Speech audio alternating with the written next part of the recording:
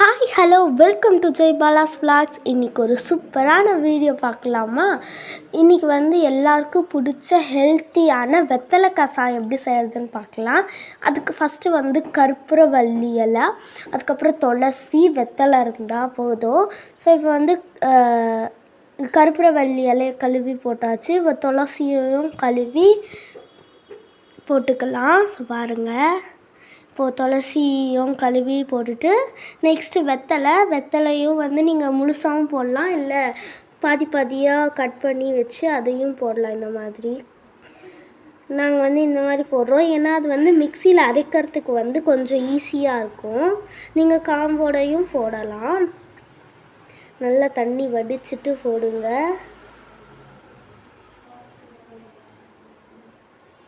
So இந்த மாதிரிலாம் செஞ்சு நீங்கள் சாப்பிடும் போது உங்களுக்கு சளி, இருமல் எதுவுமே வராது. இப்போ இதில் மிளகு ஆட் பண்ணிக்கலாம். மிளகு பாருங்கள், நான் ஒரு 3/4 டீஸ்பூன் அளவு மிளகு எடுத்திருக்கேன். எடுத்து அதை ஆட் பண்ணிவிட்டு நெக்ஸ்ட்டு சீரகம் ஒரு சீரகமும் அதே தான், 3/4 டீஸ்பூன் அளவு சீரகம். நெக்ஸ்ட்டு பட்டையில் ஒரு பட்டை, ஒரு குட்டி, அதுக்கப்புறம் ஒரே ஒரு லவங்கம். இதெல்லாம் போட்டு நான் மிக்சியில் அரைச்சிக்கலாம். ஸோ நல்லா மிக்சியில் அரைச்சிட்டு இதில் தண்ணி ஊற்றிக்கலாம். ஸோ தண்ணி ஊற்றிக்கலாம். நீங்கள் பூஜைக்கு வெத்தலைலாம் போடுவீங்க. ஸோ அதுக்கு போட்டுட்டு அது வேஸ்ட்டாக தான் போகும். அதுக்கு பதில் இந்த மாதிரி நீங்கள் வச்சு குடிச்சு பாருங்கள், டேஸ்ட்டாகவும் இருக்கும். இப்போ அதை அரைச்சி எடுத்துகிட்டு வந்ததை ஒரு பாத்திரத்தில் ஊற்றிக்கலாம். பாருங்கள் அப்படியே க்ரீனாக இருக்குது. இப்போ இதில் கொஞ்சம் தண்ணி ஊற்றிக்கலாம். நம்ம அதுலேயே கொஞ்சம் இலெல்லாம் இருக்கும். ஸோ அதனால் நல்லா கலக்கி, ஜாரில் இருக்கிறத நல்லா கலக்கி அதை தனியாகவே ஊற்றிக்கலாம். இப்போ பார்த்தீங்களா? இப்போ ஸ்டவ்வில் வச்சு ஸ்டவ் ஆன் பண்ணிவிட்டு இதில் இன்னும் கொஞ்சம் தண்ணி ஊற்றிக்கலாம்.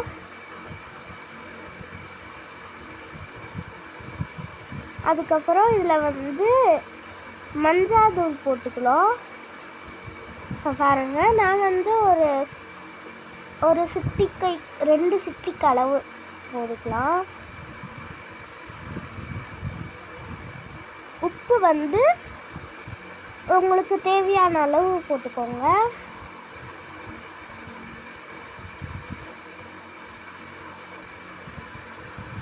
இப்போ இதை நல்லா கொதிக்க விட்டுடலாம். பாருங்கள் எப்படி கொதிக்குது, நல்லா அப்படியே மணமாக இருக்குது. இப்போ இதை அப்படியே இருக்கட்டும். அதை அப்படியே ஃபில்டர் பண்ணிக்கலாம். வடிகட்டியில் அதை ஊற்றும் போது பாருங்கள், அப்படியே ஆவி பறக்க அப்படியே ஸ்மெல்லோடு சூப்பராக இருக்குது. ஸோ இந்த மாதிரிலாம் செய்யுங்க. குழந்தைங்களுக்கு நீங்கள் இதெல்லாம் கொடுத்தீங்கன்னா நல்லா ஹெல்த்தியாக இருப்பாங்க. ஸோ இதை நம்ம இது பண்ணும் போது அந்த இதுலேருந்து எவ்வளோ சாறு வருது பாருங்களேன். கீழே நான் காட்டுற பாருங்கள், அந்த இதுலேருந்தே நிறைய சாறு வருது. இது ரொம்ப நல்லது உடம்புக்கு. வா, செம ஸ்மெல்லு. இப்போ